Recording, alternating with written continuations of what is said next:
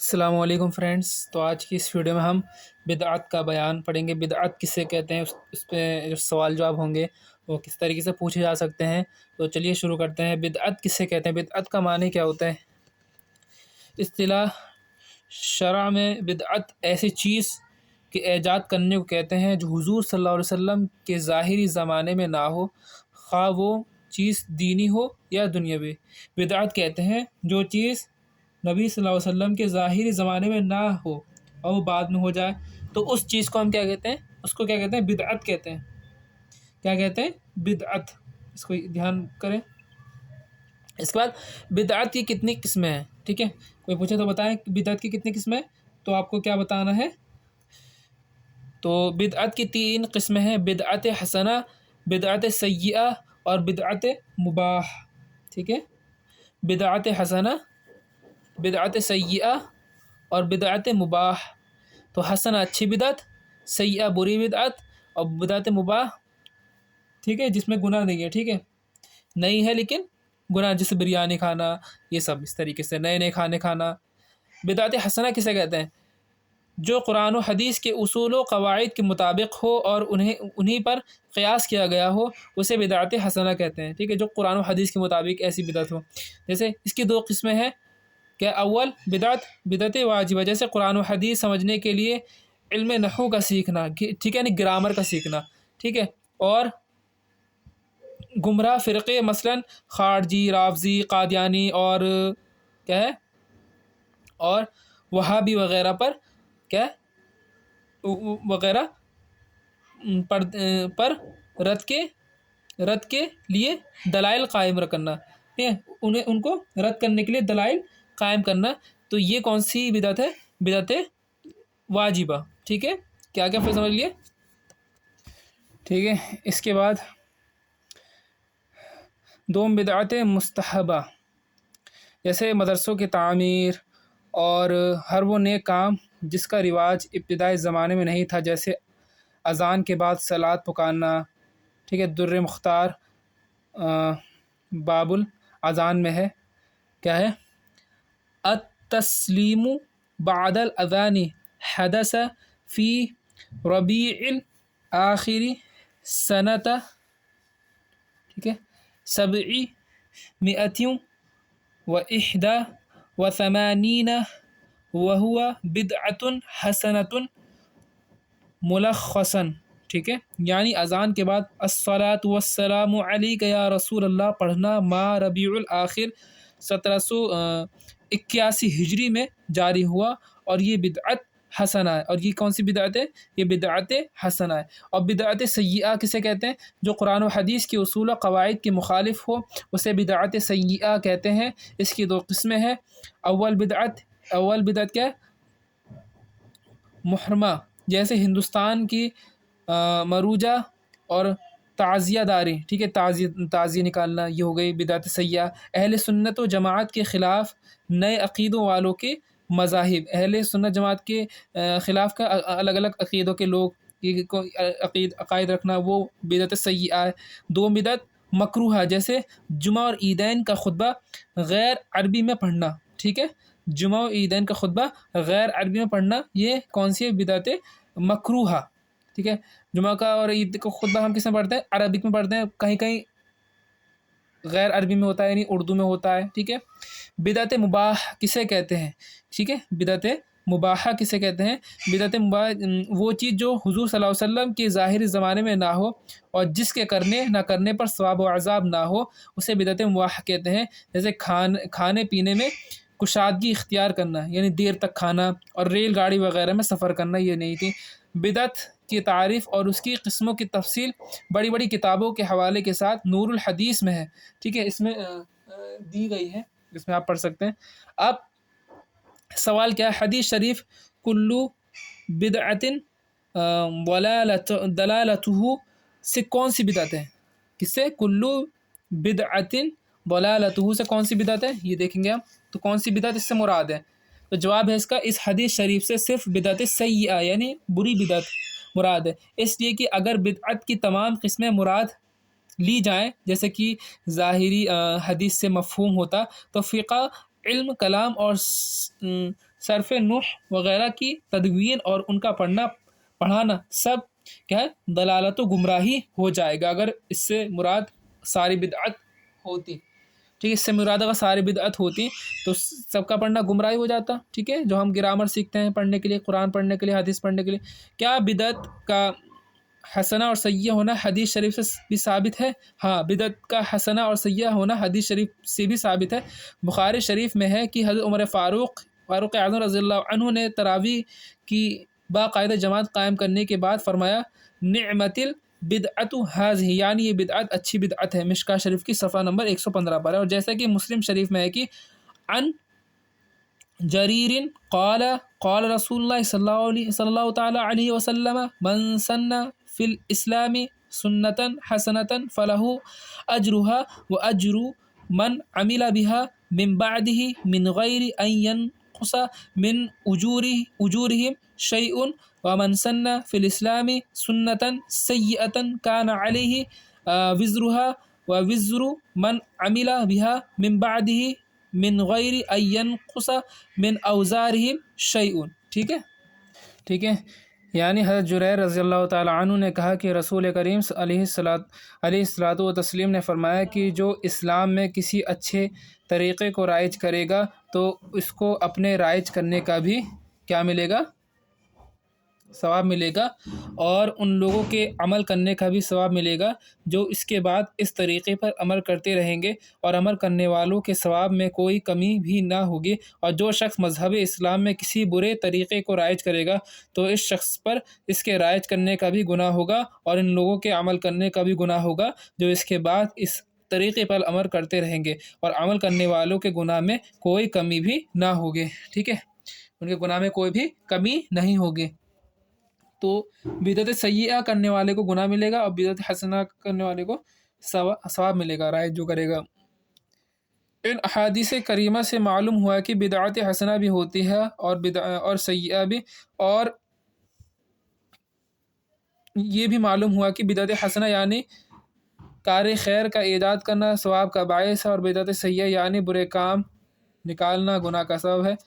کیا میلاد شریف کی محفل منعقد کرنا بدعت سیئہ ہے؟ میلاد شریف کی محفل منعقد کرنا، اس میں حضور علیہ السلام کی پیدائش کے حالات اور دیگر فضائل و مناقب بیان کرنا برکت کا باعث ہے۔ اس بدعت سیئہ کہنا گمراہی و بد مذہبی ہے۔ تو یہ کون سی بدعت ہوئی؟ بدعت حسنہ، یہ نبی کے دور میں نہیں تھی، پھر بعد میں ہوئی، ٹھیک ہے، یہ چیز سمجھ میں آ گئی ہوگی۔ اب اس میں جو ہے سوال ہے، کیا حضور علیہ السلام کے زمانے میں میت کا کیا ہے تیجا ہوتا تھا؟ میت کا تیجا جیسے آج ہوتا ہے، میت کا تیجا، اور اسی طرح 10واں 20واں 40واں وغیرہ حضور علیہ السلام کے ظاہری زمانے میں نہیں ہوتا تھا، یہ نہیں ہوتا تھا، بلکہ یہ سب جو ہے بعد کی ایجاد ہے اور بدعت حسنہ ہے، اس لیے کہ ان میں میت کا ایصال ثواب کے لیے قرآن خوانی ہوتی ہے، صدقہ خیرات کیا جاتا ہے، اور غربا و مساکین کو کھانا کھلایا جاتا ہے، یہ سب ثواب کے کام ہیں۔ ہاں، اس موقع پر شادی کی طرح دوست و احباب اور عزیز و اقارب کی دعوت کرنا ضرور بدعت سیئہ، یعنی کارڈ چھپوانا 40ویں کے 20ویں کے 10ویں کے، تو یہ سب بدعت سیئہ میں شامل ہے۔ یہ چیز سمجھ میں آ گئی ہوگی۔ اب قرأت کسے کہتے ہیں؟ اب اس میں قرأت کیا ہے؟ اگر سورہ فاتحہ پڑھنے کے بعد سورہ ملانا بھول جائیں اور رکوع میں یاد آئے تو کیا کریں؟ مان لیجیے سورہ فاتحہ کے بعد سورہ ملانا اگر بھول گئے تو رکوع میں اگر جیسے یاد آ گئی سورہ ملانا، تو اگر سورہ ملانا بھول جائیں اور رکوع میں یاد آئے تو کھڑا ہو جائے، ٹھیک ہے، فوراً اگر رکوع میں یاد آئے کہ ہم نے سورہ نہیں ملائی تھی تو فوراً کھڑا ہو جائے، ہے نا، پھر سورہ ملائے، پھر رکوع کرے، اور آخر میں سجدہ سہو کرے، ٹھیک ہے، یہ دھیان رکھے اس کا۔ اگر نیت یا نفل میں سورہ ملانا بھول جائے اور رکوع کے بعد سجدے وغیرہ میں یاد آئے تو کیا کرے؟ آخر میں سجدہ سہو کرے، ٹھیک ہے، آخر میں سجدہ سہو کرے، دوبارہ سے سورہ ملانے کی ضرورت نہیں۔ اس کے بعد فرض کی پہلی 2 رکعتوں میں سورہ ملانا بھول جائے تو کیا کرے؟ اگر فرض کی پہلی 2 رکعتوں میں سورہ ملانا اگر جیسے بھول جائے تو کیا کریں؟ فرض کی پہلی 2 رکعتوں میں سورہ ملانا اگر بھول جائے اور رکوع کے بعد یاد آئے تو پچھلی 2 رکعتوں میں پڑھے، اور پچھلی 2 رکعتوں میں پڑھیں، یعنی آخری 2 رکعتوں میں کیا کرے، 2 رکعت میں وہ سورہ ملائے گا، ٹھیک ہے، اور سجدہ سہو کرے، اور مغرب کی پہلی 2 رکعت میں بھول جائے تو تیسری رکعت میں پڑھے اور 1 رکعت کی سورہ جاتی رہی، آخر میں سجدہ سہو کرے۔ دیکھیے اگر فرض نماز میں 2 رکعتوں میں سورہ نہیں ملائے تو آخری 2 رکعت میں سورہ ملا لے اور پھر سجدہ سہو کر لے، اور مغرب میں اگر 2 رکعت میں سورہ نہیں ملائی تھی، ہے نا، اکیلے نماز پڑھ رہا تھا، تو آخری رکعت میں سورہ ملا لے اور پھر آخر میں سجدہ سہو کر لے، ٹھیک ہے۔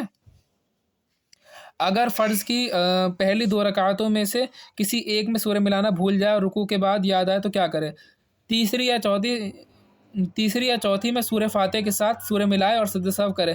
اگر ایک رکعت میں بھول گیا سورہ ملانا تو آخری رکعت میں کیا ہے، سورہ ملا لے، ٹھیک ہے۔ اب پہلی رکعت میں جو سورہ پڑھی پھر اسی سورہ کا دوسرے رکعت میں بھول کر شروع کر دی تو کیا کرے، پھر وہی سورہ شروع کر دی تو اسی کو پڑھے، اور قصداً ایسا کرنا مکروہ تنزیہی ہے، ہاں اگر دوسری سورہ یاد نہ ہو تو حرج نہیں، اگر دوسری صورت یاد نہیں ہے تو کوئی بات نہیں ہے، اگر دوسری صورت یاد ہے پھر بھی پڑھ رہا ہے تو وہ مکروہ تنزیہی ہے۔ اب دوسری رکعت میں پہلی والی سے اوپر کی سورہ پڑھنی، یعنی پہلی میں قل یا الکافرون، دوسری میں انا اعطینہ پڑھی تو کیا حکم ہے، تو دوسری رکعت میں پہلی والی سے اوپر کی سورہ یا آیت پڑھنا مکروہ تحریمی ہے اور گناہ ہے، مگر بھول کر ایسا ہو تو نہ گناہ ہے اور نہ سجدہ سہو ہے۔ اگر ایسا کر لیا مطلب بھول کر نہیں تھا، جان بوجھ کے کیا، تو اس میں آپ کو سجدہ سہو کرنا پڑے گا۔ بھول کر دوسری رکعت نے اوپر کی سورہ شروع کر دی، ٹھیک ہے، پھر یاد آیا تو کیا کریں، جو شروع کر چکا ہے اس کو پوری کرے، اگرچہ ابھی ایک ہی حرف پڑھا ہو، اگر ایک ہی حرف پڑھا ہو تو اس کو کیا ہے، پورا کر لے، ٹھیک ہے۔ اب پہلی میں الم ترا پڑھی، دوسرے میں لیلافی چھوڑ کر ارایت الذی پڑھنا کیسا ہے، دوسری میں ایک چھوٹی سورہ چھوڑ کر پڑھنا منع ہے، اور بھول کر شروع کر دی تو اسی کو ختم کرے، چھوڑنے کی اجازت نہیں۔ مان لیجیے کسی نے الم ترا پڑھ کر ان لیلاف قریش چھوڑ کر ارایت الذی شروع کر دی، تو ارایت الذی تو الم ترا سے بڑی ہے، تو اس صورت میں کیا کریں گے، پڑھ لیں گے، چھوڑنا کیا منع ہے، ٹھیک ہے، ویسے اس طریقے سے پڑھنے کی اجازت نہیں ہے، ٹھیک ہے، منع ہے بڑی صورت کو پڑھنا، چھوٹی صورت کی بات۔ قرآن خوانی اور تیجے کے مجمع میں سب لوگ بلند آواز سے قرآن مجید پڑھیں تو کیا حکم ہے، سب لوگوں کا بلند آواز سے قرآن مجید پڑھنا حرام ہے، اگر چند آدمی ہوں تو حکم ہے کہ سب آہستہ پڑھیں، ٹھیک ہے، کیا پڑھیں، سب آہستہ آہستہ جو ہے قرآن کو پڑھیں گے، سمجھ میں آ گیا۔ اب اس میں کیا ہے، قرآن مجید پڑھنے میں زیادہ ثواب ہے یا سننے میں، قرآن مجید سننے میں زیادہ ثواب ہے، پڑھنے میں، ٹھیک ہے، پڑھنے میں زیادہ ثواب، سننے میں زیادہ ثواب ہے۔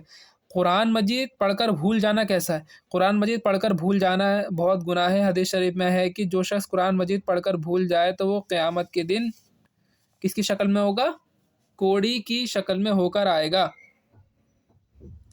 بے وضو قرآن مجید پڑھنا کیسا ہے، لوگ سوال پوچھتے ہیں، تو بے وضو قرآن مجید یا اس کی کسی آیت کا چھونا حرام ہے، بے چھوئے زبانی یاد دیکھ کر پڑھے تو حرج نہیں، اگر بنا چھوئے اس کو یاد ہے تو کوئی حرج نہیں ہے، ٹھیک ہے، بنا چھوئے۔ اگر قرآن شریف جزدان میں ہو تو بے وضو اس کو چھونا کیسا ہے، قرآن شریف اگر جزدان میں ہو تو بغیر وضو جزدان پر ہاتھ لگانے میں حرج نہیں، اور جزدان میں نہ ہو تو رومال اور ٹوپی سے پکڑنا جائز ہے، پہنے ہوئے کرتے کے دامن سے پکڑنا جائز نہیں، یوں ہی جس چادر کو اوڑھے ہوئے ہو اس سے پکڑنا بھی جائز نہیں، تو ایک صاف کپڑے سے قرآن کو جو ہے پکڑ سکتا ہے، یہ بہار شریعت میں ہے، اگر آپ پڑھنا چاہتے ہیں ڈیٹیل میں تو آپ بہار شریعت جا کے دیکھ سکتے ہیں، ٹھیک ہے۔ اب جماعت اور امامت کا بیان کیا ہے، دیکھیے میں اس میں تھوڑا سا اور بتا دیتا ہوں، زیادہ نہیں ہے اس میں ڈیٹیل میں آپ کو، ٹھیک ہے، اس میں دیکھتے ہیں کتنا ہے ابھی، چلیے۔ جماعت سے نماز پڑھنے میں کتنا ثواب ہے، جماعت کے ساتھ ایک نماز پڑھنے سے 27 نمازوں کا ثواب ملتا ہے، اگر کوئی ایک نماز پڑھتا ہے تو اس سے 27 گنا زیادہ ثواب جو ہے اس میں پڑھنے کو ملتا ہے، ٹھیک ہے، بخاری شریف میں ہے، جلد اول صفحہ 89، ٹھیک ہے۔ جماعت فرض ہے یا واجب، تو جماعت واجب ہے، ٹھیک ہے، बगैर उज़्र एक बार भी छोड़ने वाला क्या होगा? गुनहगार होगा। किसी ने अगर एक बार भी जमात छोड़ दी तो वो क्या होगा? गुनहगार होगा। और सज़ा का क्या होगा? मुस्तहिक होगा, सज़ा के लायक होगा। छोड़ने की आदत करने वाला फासिक है। अगर एक बार छोड़ दिया तो सज़ा के लायक होगा, मुस्तहिक होगा। और एक या दो बार छोड़ने वाला, ठीक है, वो फासिक हो जाएगा। जमात छोड़ने के उज़्र क्या क्या है? क्या क्या उसके उज़्र हैं? किस किस में हम छोड़ सकें? अंधा या अपाहिज होना छोड़ सकता है। इतना बूढ़ा हो या बीमार होना कि मस्जिद तक जाने से आजिज़ हो, यानी परेशान हो। सख्त बारिश हो या शदीद कीचड़ का हाइल हो। आंधी या सख्त अंधेरी, सख्त सर्दी का होना। पाखाना पेशाब की शिद्दत हाजत होना, है ना, इसकी बीमारी होना, या अब फ़ौरन वहाँ जगह नहीं होगी करने की। इनके अलावा जमात छोड़ने के कुछ उज़्र और भी हैं जिनको तुम बड़ी किताब में जैसे पढ़ लेंगे हम। कुछ रकातें हो जाने के बाद जो शख्स जमात में शामिल हो, उसे आखिरी तक शामिल रहा, उसे क्या कहते हैं? ऐसे शख्स को मसबूक कहते हैं। ठीक है, ऐसे शख्स को क्या है? मसबूक कहते हैं। तो ऐसे शख्स को क्या कहते हैं? मसबूक कहते हैं, जिसकी जो है कुछ रकातें छूट चुकी हों। मसबूक अगर एक रकात हो जाने के बाद जमात में शामिल हुआ तो बाकी रकातें कैसे पूरी करेगा? तो अब इसको हम डिटेल में बताएंगे। अगर एक रकात हो जाने के बाद शरीक हो, जैसे मान लीजिए अगर एक रकात, 4 रकात की नमाज़ पढ़ रहा था, एक रकात छूट गई, तो क्या करेंगे? तो इमाम के सलाम फेरने के बाद अल्लाह अकबर कहता हुआ उठ खड़ा हो। पहले सना पढ़ेगा, फिर ताउज़ पढ़ेगा, फिर तस्मिया पढ़ने के बाद जो है सूरह फातिहा पढ़ेगा, फिर कोई सूरत मिलाए और रुकू सजदे के बाद कायदा करके फिर सलाम फेर दे। मान लीजिए अगर किसी की एक रकात छूट चुकी है तो इस तरीके से उसको पूरा करेगा। अगर किसी शख्स की 2 रकातें हो जाने बाद अगर शरीक हुआ तो छूटी हुई रकातें जो हैं कैसे पढ़ेगा? अगर 2 रकातें हो जाने के बाद शरीक हुआ तो पहली रकात में सना पढ़ेगा, फिर ताउज़, आऊज़ बिल्लाह, फिर बिस्मिल्लाह, फिर उसके बाद अलहम्दु पढ़ेगा, फिर सूरह मिलाएगा, फिर दूसरी रकात में तस्मिया के बाद सूरह फातिहा और सूरह पढ़ेगा, फिर रुकू और सजदे से फारिग होकर कायदे करके और सलाम फेर देगा। इस तरीके से 2 रकात पढ़ेगा। छूटी हुई 2 रकात पढ़ने का ये तरीक़ा है ज़ोहर और असर और इशा के लिए है। लेकिन अगर मगरिब में 2 रकातें छूट जाएँ तो हस्बे दस्तूर पहली रकात में सना पढ़ेगा, फिर आऊज़ बिल्लाह पढ़ेगा और फिर बिस्मिल्लाह पढ़ने के बाद जो है अल्हम्दु पढ़ेगा। ठीक है, अगर मगरिब में जैसे 2 रकात अगर छूट जाए तो उसको किस तरीके से पढ़ेंगे? पहले में हम सना पढ़ेंगे, दूसरे में आऊज़ बिल्लाह, फिर तस्मिया बिस्मिल्लाह पढ़ने के बाद अल्हम्दु पढ़ेंगे। अल्हम्दु के बाद सूरह मिलाएंगे, फिर रुकू सजदा करके बाद कायदा कर लेंगे, है ना। अगर मगरिब में 2 रकात छूट चुकी हैं और तीसरी रकात हमें मिल गई है तो हम अल्हम्दु सूरह मिलाकर बैठ जाएंगे। फिर दूसरे रकात में सूरह फातिहा के साथ सूरह मिलाएंगे, फिर रुकू सजदे से फारिग होकर कायदा करेंगे, फिर सलाम फेर देंगे। इस तरीके से पढ़ेंगे। अगर 3 रकातें हो जाने के बाद शरीक हुआ तो बाकी नमाज कैसे पूरी करेगा? मान लीजिए 4 रकात नमाज थी, तीसरी रकात छूट चुकी हैं, फिर शरीक हुआ। मसबूक अगर ज़ोहर, असर या इशा में 3 रकातें हो जाने के बाद शरीक हुआ तो पहली रकात में सना, ताउज़, तस्मिया पढ़ने के बाद सूरह फातिहा और दूसरी सूरह पढ़े, फिर रुकू सजदे से फारिग होकर कायदा करे, फिर और एक रकात कायदा करे, फिर और एक रकात फातिहा और सूरह के साथ पढ़े, मगर क्या है? कायदा ना करे। फिर तीसरी रकात में सूरह फातिहा पढ़कर नमाज पूरी करे। मान लीजिए 3 रकात छूट चुकी थी तो पहली रकात सलाम फेर कर खड़ा हो जाएगा, एक रकात पूरी करके बैठ जाएगा कायदा में, फिर खड़ा होगा, फिर 2 रकात पूरी करेगा। ठीक है, इस तरीके से। और जो खड़ा हुआ था सलाम फेर कर, उसमें उस रकात में पढ़ेगा, किरत करेगा, दूसरी रकात में सूरह मिलाएगा और तीसरी रकात में नहीं मिलाएगा। अगर किसी नमाज की कुल रकात छूट जाएँ तो इमाम के सलाम फेरने के बाद खड़ा हुआ और सना, ताउज़, तस्मिया के बाद जिस तरह अकेले नमाज़ पढ़ता है इसी तरह पूरी नमाज़ पढ़ेगा। ठीक है, जमात का सवाब मिल जाएगा। ठीक है, जब इमाम सलाम फेरना शुरू करे तो मसबूक इस वक्त खड़ा हो जाए या कुछ ठहरा रहे? ठीक है, सलाम फेरना शुरू करें तो क्या इमाम जब दाहिनी तरफ के सलाम से फारिग होकर बाएं तरफ सलाम फेरना शुरू करे इस वक्त खड़ा हो, इससे पहले ना खड़ा हो? ठीक है, बहुत से लोग क्या करते हैं? सलाम फेरते ही खड़े हो जाते हैं। इमामत का सबसे ज़्यादा हक़दार कौन है? इमामत का सबसे ज़्यादा हक़दार वो शख्स है जो नमाज और तहारत के अहकाम को सबसे ज़्यादा जानता हो। फिर वो शख्स है जो तजवीद और क़िरात का इल्म ज़्यादा रखता हो। पहले जो तहारत पाकी ज़्यादा जानता हो, फिर वो नहीं है तो फिर कारी, جو اچھی قرات کرتا ہو. اگر کئی شخص ان باتوں میں برابر ہوں تو وہ شخص زیادہ حقدار ہے جو زیادہ متقی ہو، پرہیزگار ہو. اگر اس میں سے بھی برابر ہوں تو زیادہ عمر والا ہو، جس کے اخلاق زیادہ اچھے ہوں، پھر زیادہ تہجد گزار ہو، پھر زیادہ خوبصورت ہو، پھر وہ شخص کی باعتبار نسب کے زیادہ شریف ہو. غرض یہ کہ چند آدمی برابر ہوں تو ان میں جو شرعی ترجیح رکھتا ہو وہی زیادہ حقدار ہے نا، جو ان چیزوں سے پائی جاتی ہوں. ٹھیک ہے، اس میں اب اور اس میں کچھ اور رہ گیا ہے، وہ کیا ہے؟ اگر امام مقرر ہے اور کوئی شخص اس سے زیادہ علم اور زیادہ تجوید والا آ جائے تو امامت کا حقدار کون ہے؟ جو امام مقرر ہے وہی امامت کا حقدار ہے، چاہے کتنا ہی بڑا عالم ہو جائے. کن لوگوں کو امام بنانا گناہ ہے، کن کو ہم امام نہیں بنا سکتے؟ فاسق معلن، شرابی ہو گیا، جواری ہو گیا، زناکار ہو گیا، سود خور ہو گیا، چغل خور ہو گیا، داڑھی منڈانے والا یا داڑھی کٹا کر ایک مشت سے کم رکھنے والا، اور وہ بد مذہب کہ جس کی بد مذہبی حد کفر کو پہنچی ہو. ٹھیک ہے، کھلم کھلا گناہ کرا ہو، ٹھیک ہے، انکار کرنے والا ہو. ان لوگوں کو امام بنانا گناہ ہے اور ان کے پیچھے نماز مکروہ تحریمی ہے، واجب الاعادہ ہے، دوبارہ نماز پڑھنی پڑے گی. وہابی دیوبندی کے پیچھے جو ہے نماز پڑھنا کیسا ہے؟ وہابی دیوبندی کے عقیدے کفری ہیں. مثلا ان لوگوں کا عقیدہ یہ ہے کہ جیسا علم حضور صلی اللہ علیہ وسلم کو ہے ایسا علم تو بچوں، پاگلوں اور جانوروں کو بھی حاصل ہے. جیسا کہ ان کے پیشوا مولوی اشرفی تھانوی نے اپنی کتاب حفظ الایمان صفحہ 8 پر حضور صلی اللہ علیہ وسلم کے لیے کل علم غیب کا انکار کرتے ہوئے صرف بعض علم غیب کے بارے میں یوں لکھا ہے: اس میں حضور کی کیا تخصیص ہے؟ ایسا علم تو کیا ہے؟ زید و عمرو، بلکہ ہر شبی مجنون، بلکہ جمیع حیوانات و بہائم کے لیے بھی حاصل ہے. معاذ اللہ، اس نے یہ کہا تھا. ٹھیک ہے، اس نے انکار کر دیا تھا علم غیب کا. اسی طرح ان کے پیشواؤں کی کتابوں میں بہت سی کفری عقیدے ہیں جنہیں وہ حق مانتے ہیں، اس لیے ان کے پیچھے نماز پڑھنا ناجائز و گناہ ہے. اگر کسی نے غلطی سے پڑھ لی تو پھر سے پڑھے گا، اگر دوبارہ نہیں پڑھے تو گنہگار ہوگا. ٹھیک ہے، اب کن لوگوں کو امام بنانا مکروہ ہے؟ نہیں، ثواب کم ہو جاتا ہے. ٹھیک ہے، گنوار کو، اندھے کو، ہے نا، اور ولد الزنا، ہے نا، نامرد، کوڑی، فالج کی بیماری والے، برس والا، جس کا بر ظاہر ہو، ان سب کو امام بنانا مکروہ تنزیہ ہے. اور کراہت اس وقت ہے جبکہ جماعت میں اور کوئی ان سے بہتر ہو، اور اگر یہی مستحق امامت ہے تو کراہت نہیں. اور اندھے کی امامت میں تو بہت خفیف کراہت ہے. ٹھیک ہے، اندھا امامت نہیں کر سکتا، بہت کراہت ہے. ٹھیک ہے، ان چیزوں کا دھیان رکھیں. اب اگلی ویڈیو میں تو ہم وطر کا بیان بتائیں گے آپ کو، وطر کے بارے میں، سنت نفل کے بارے میں. ٹھیک ہے، سنت نفل کون کون سی نمازیں پڑھی جاتی ہیں، تراویح کا بیان بتائیں گے، ابھی تو تراویح جو چل رہی ہے. ٹھیک ہے، اس کے بعد ہم بتائیں گے قضا نمازوں کے بارے میں، قضا نماز کس طریقے سے پڑھتے ہیں. ٹھیک ہے، بس اگلی ویڈیو میں ہم اس کے بارے میں بتائیں گے. ٹھیک ہے، السلام علیکم.